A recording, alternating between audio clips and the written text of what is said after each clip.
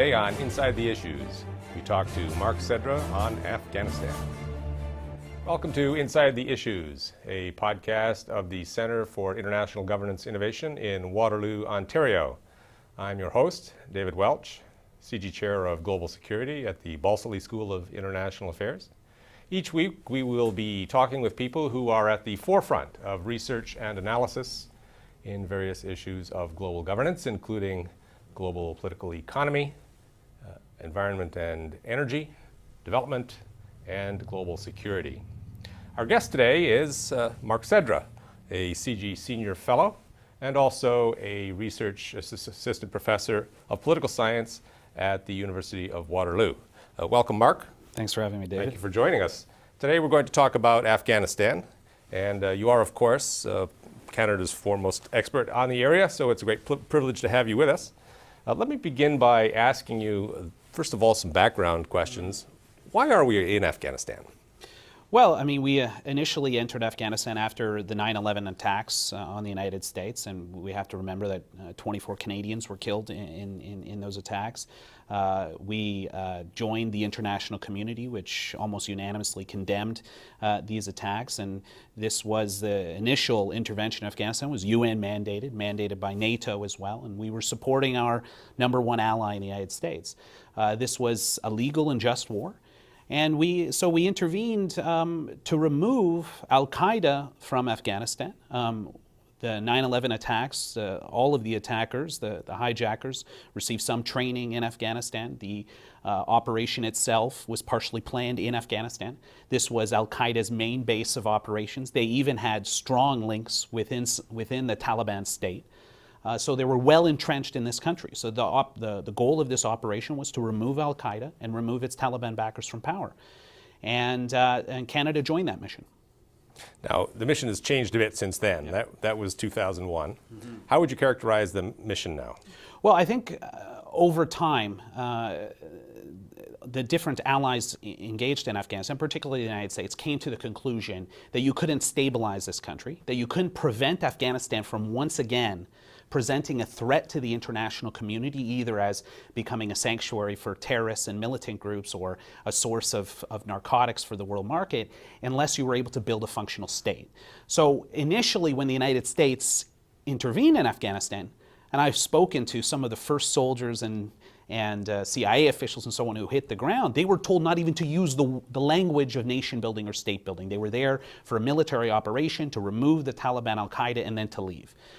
Over time, they realized they have to have a much more ambitious agenda. They have to build a functioning state able to maintain security and able to insulate, the international community from the threats that Afghanistan posed. And so the mission evolved into that state-building process. But not just any state, right? Yeah. A democratic state. Absolutely. That respected the rights of individuals and somehow brought together quite a diverse variety of groups, right? Afghanistan's quite divided. Absolutely. I mean, this is a very diverse country ethnically. It's religiously very diverse, ideologically diverse, a country that's emerged from 3 decades of civil war, partially because of those divisions and that diversity.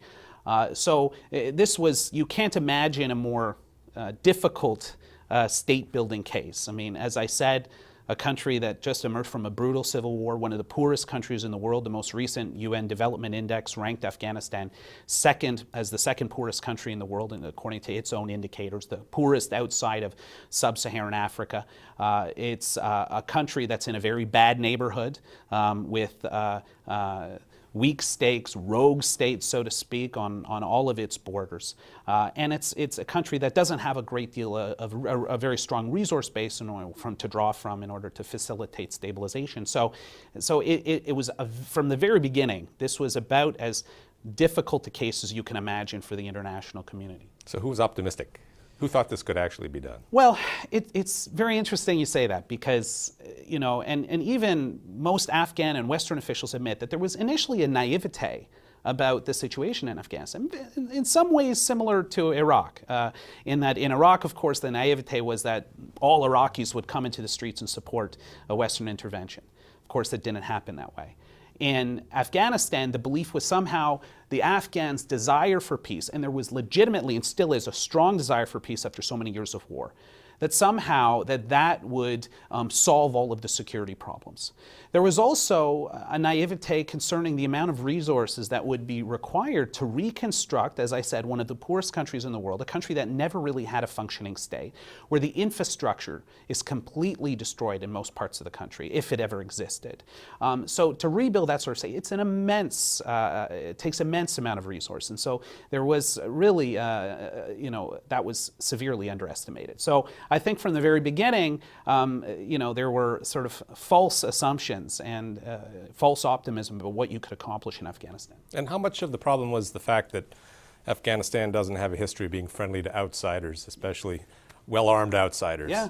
Well, we know. I mean, you don't have to spend much time studying the history of Afghanistan to know that the only times that the country has been divided, the diverse array of groups in Afghanistan, is when the country is presented with a foreign invader or foreign occupier, whether it was the British, well, back to Alexander the Great for that matter, to the British, to the Soviets, and now to a certain extent to Western forces in Afghanistan.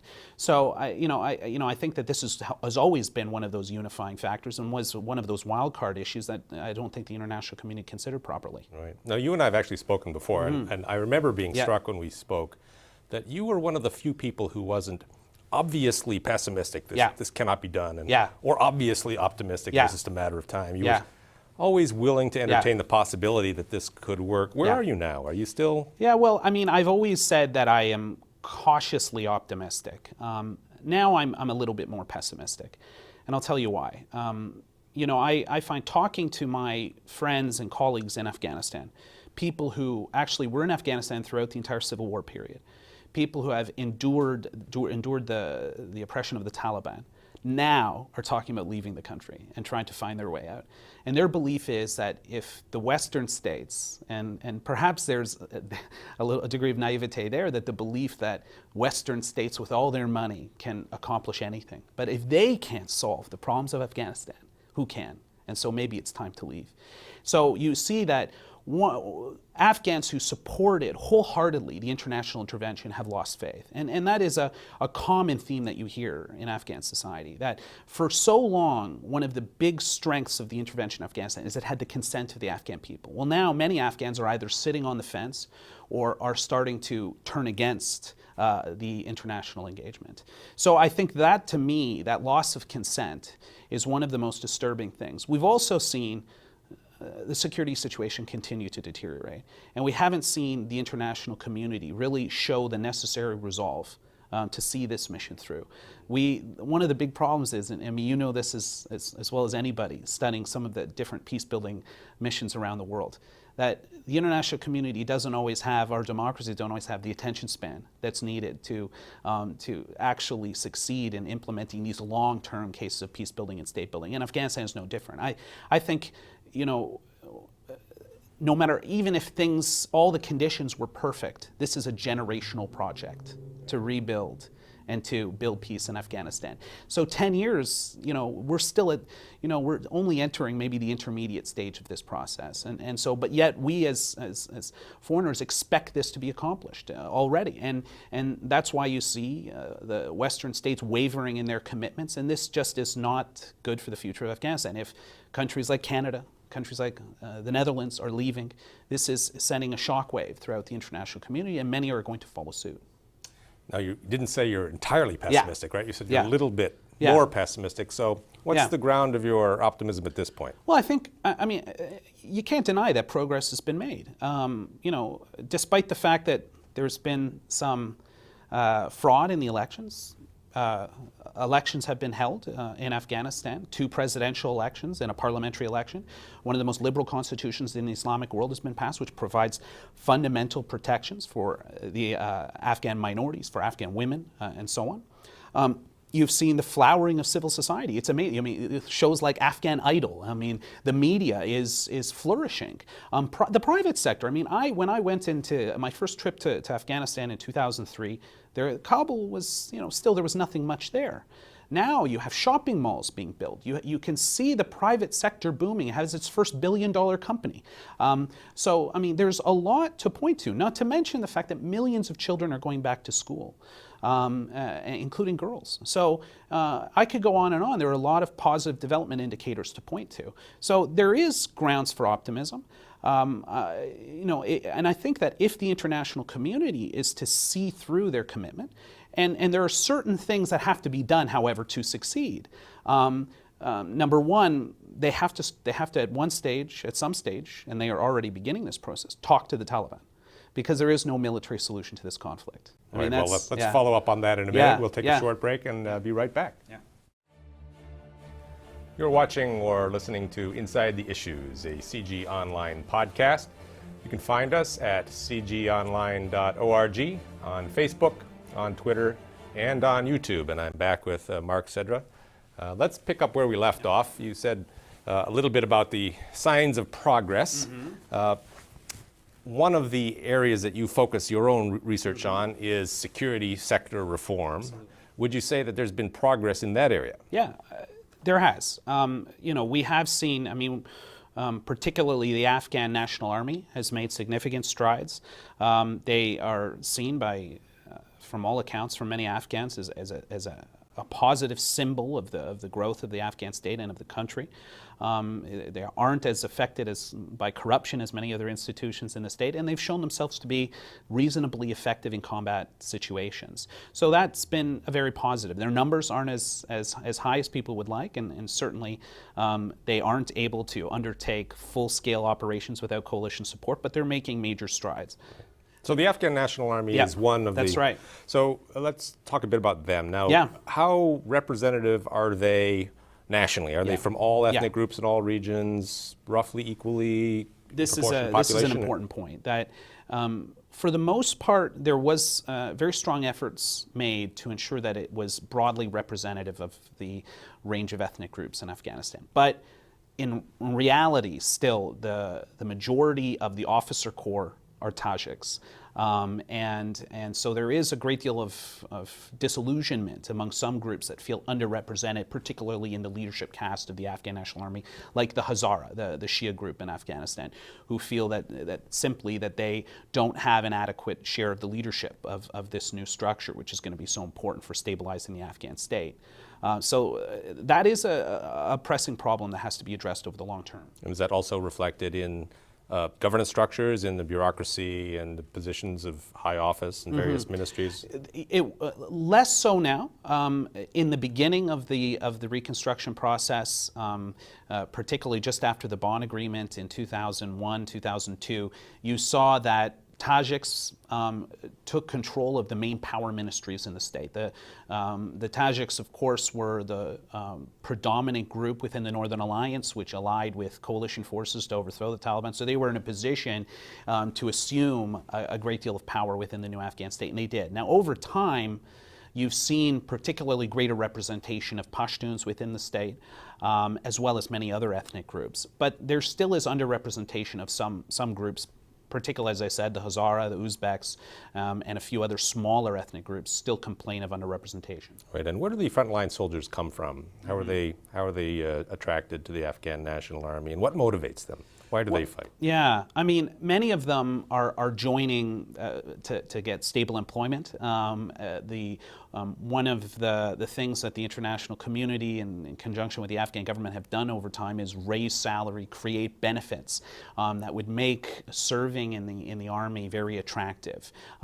So that's one of the main reasons. This is a position, of course, an employment of very high prestige, though, in Afghanistan, to also to fight, to serve in the military. It's so a very martial tradition in Afghanistan. So there is, so I think that's one of the other reasons. But, for the most part, many, particularly more so in the police and the army, but still maintain links to their militias in their home communities as well. So that's one of the big issues. Right. Now the police you mentioned, that's another important actor. Yeah. Is there, tell us about the police. Are they well organized nationally, or are they better organized regionally? Well, the police is generally a basket case, however you look at it, unfortunately. And I think this was one of the oversights of the reconstruction process, which is not enough investment was made in the police in the early going. I've often said in my own work that there was 2 lost years in the police reform process where there just wasn't enough emphasis placed on creating a functional national police force. Corruption is endemic in the police. There are major problems with leadership. I mean, one of the main reasons for this is the Army. The United States, which took the lead role in creating the Army, they started from scratch. They said, we're building this Army from the ground up. Whereas the police, Germany, who was the initial lead nation, said, we are going to work with existing police forces that exist. Primarily, that personnel were militias who re-had it as police after the Taliban fell. And so, there are so many problems with the police, from ineffectiveness to corruption to their lack of support for national governance structures and really loyalty to local warlords and commanders. So the police needs a lot of work. A lot of investment is going into the police these days, which is a very positive sign, and particularly from the United States. But still, most of the focus is to produce auxiliary soldiers rather than community police able to interact with the Afghan population and improve the security situation, to actually deliver a security service to the Afghan population, which is so important because the police is the main representative of the state at the local level. But most of the training is focused on creating little soldiers. And I think that might help in counterinsurgency operations in the short term, but in the long term, it could be very problematic. Are the police penetrated by the Taliban at all? There is a lot of talk of Taliban penetration of the police. In fact, some attacks that have been committed in Kabul and other areas of the country have been perpetrated by those in police uniforms. In some cases, these are people who either were able to fabricate police uniforms or steal police uniforms, but in some cases, they were actually police. And so we also know of a number of cases of police just defecting to the enemy side, to the Taliban side. So infiltration of the police is problematic. Very, very difficult situation indeed. Yeah. We'll be back again in just a moment. You're listening to or watching Inside the Issues, a CG Online podcast. You can find us at cgonline.org, on Facebook, on Twitter, and on YouTube. And welcome back, Mark. Let's continue our chat about the Taliban. Okay. Obviously a very important actor in Afghanistan, arguably the reason why we're there, is to defeat the Taliban, and essentially to rid Afghanistan of Taliban influence. What is the Taliban? Well, I mean, the Taliban were students from religious schools. Primarily, they were based in madrasas in Pakistan. And during the inter-Mujahideen civil war, after the Soviets withdrew, there was chaos in Afghanistan. They were mobilized by Mullah Omar and other leaders and entered Afghanistan and were able to march all the way to Kabul and take control of the country.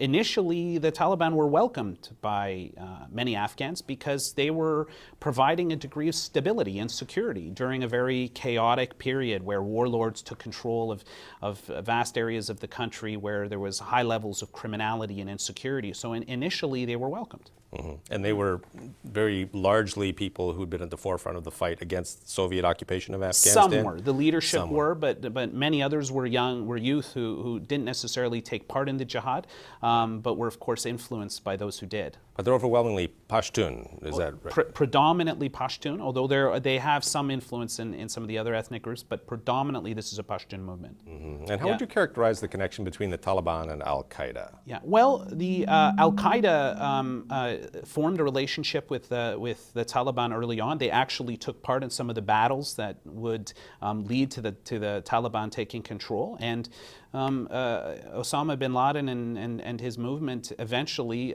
were given sanctuary within Afghanistan once the Taliban took control, and had offices even within parts of the Taliban state. So there was a very close relationship, and of course one of the reasons why the international community and the coalition intervened in Afghanistan was because the Taliban would not give up Osama bin Laden when they were told to do so after the 9/11 attacks. So there was a close relationship that exists to this day, that the Al-Qaeda still do provide support to the Taliban and to other militant groups within Afghanistan. Right. Although there are two different stories as to why the Taliban wouldn't give up Osama bin Laden. One is because they were fellow travelers, true believers. The other is that in Afghanistan there are very strong norms of hospitality, and if you actually agreed to host somebody, you cannot. Absolutely. So which of those two narratives do you prefer, or are they both I think fully sufficient to yeah. explain what happened? I think both provide some explanation, but I think more to the case that there was, a genuine affinity between the Taliban movement and Al Qaeda,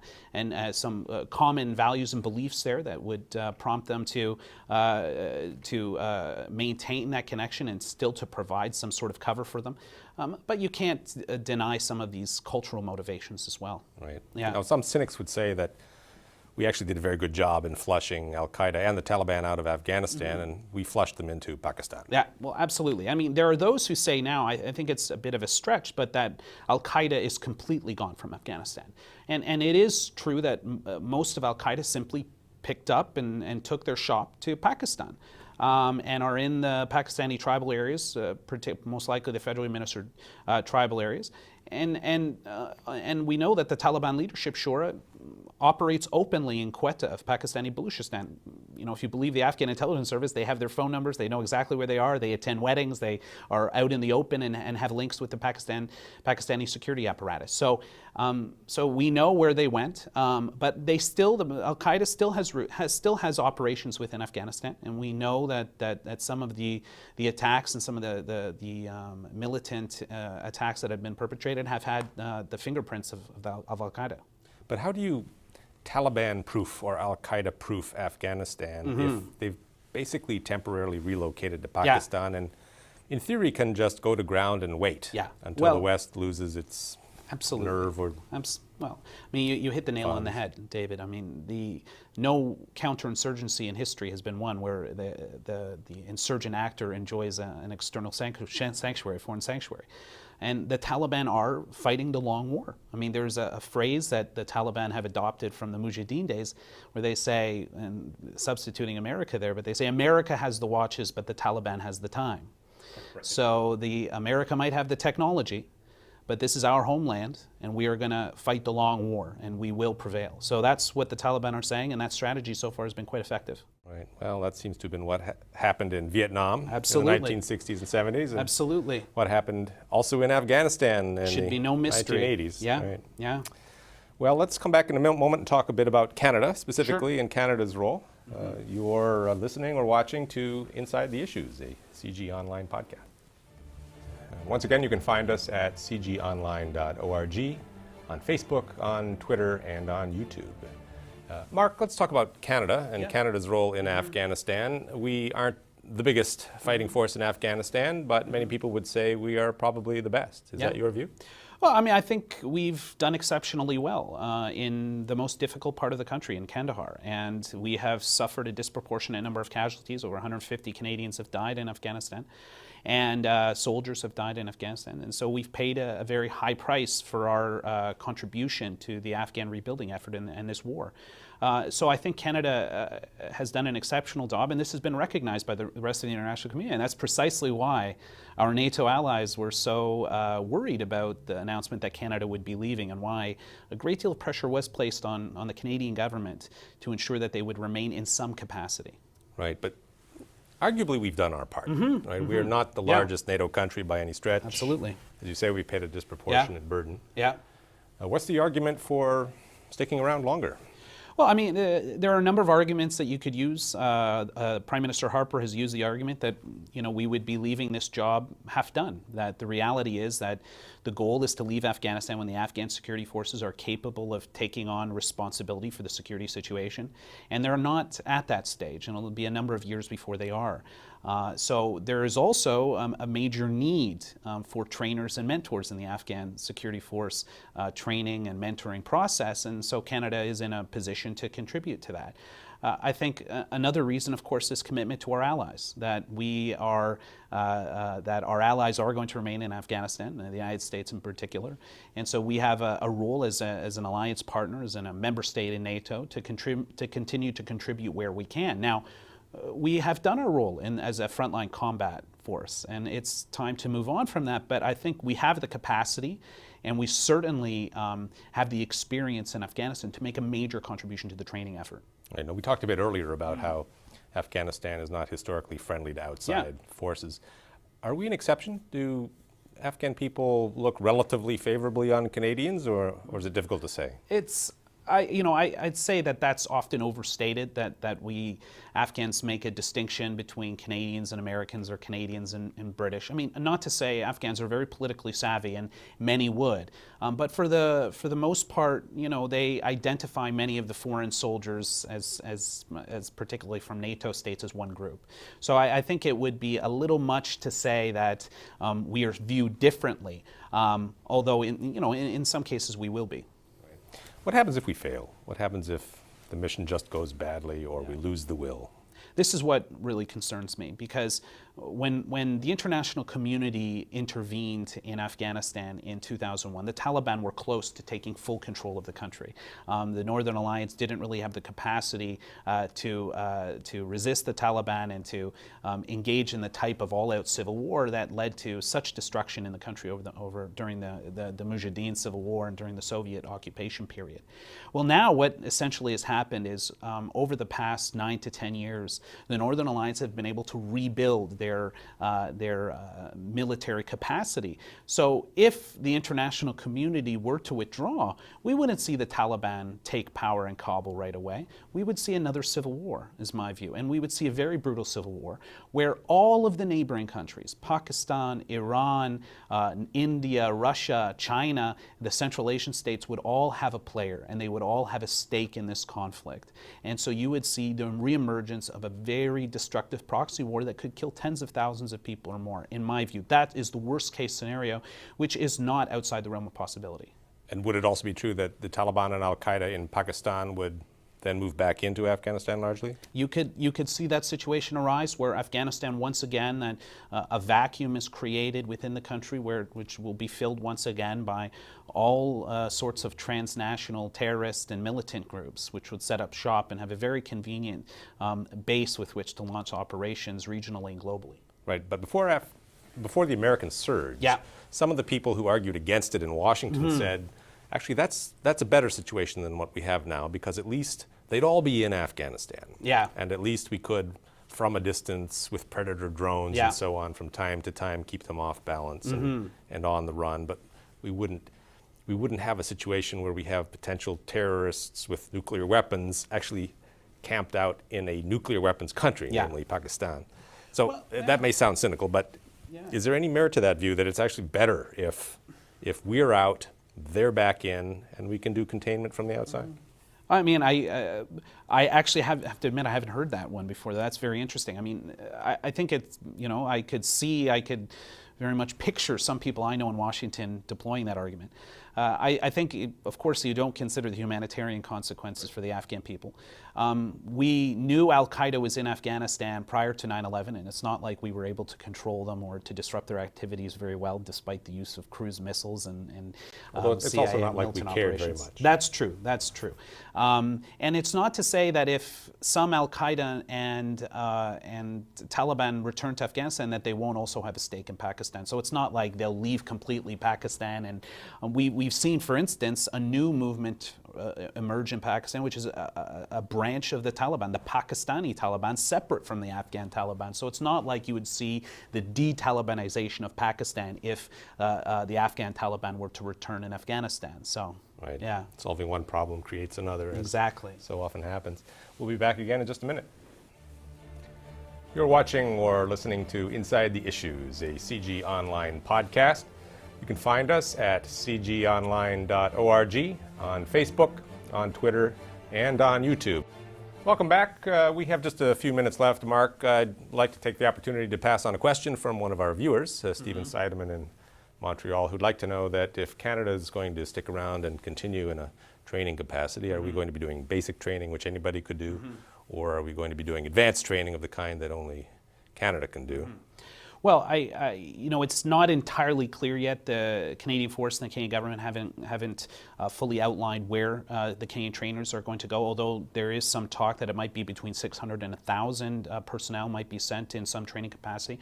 Most likely you will be seeing some providing or supporting some basic training in Kabul, but also you will most likely, because one of the big gaps in Afghanistan is mentors, in-service training, those who actually accompany Afghan troops into the field to provide continuous training. And so I think you'll most likely see some Canadians serve in that mentoring role, which can be dangerous in some respects. So the idea that this is that you're removing all risk by taking on a training role is not entirely accurate. Yeah, I'm sure it's not. Yeah. So if you had to cast your mind well out into the future, Yeah. and you do finally see a stable, functioning Afghan state, what date are you looking at? Yeah, that's that's very hard to say. But as I said before, I mean, this is a generational project, and we have to ask ourselves, what is success? What is a stable, functioning state? Is it something more like Bangladesh? Is it something like Pakistan?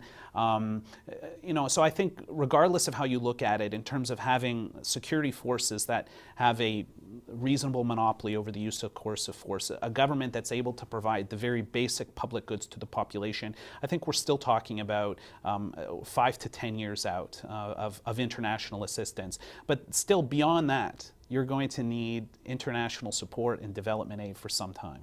All right, I wonder if any of the current NATO countries has the staying power to see it even that long, 5 to 10 years. Yeah. I have my doubts about that as well. Well, I hope you return to a more optimistic view. Thanks very much, Mark, for coming into the studio today. Yeah. This has been Inside the Issues, a CG Online podcast. I hope you'll join us again next week.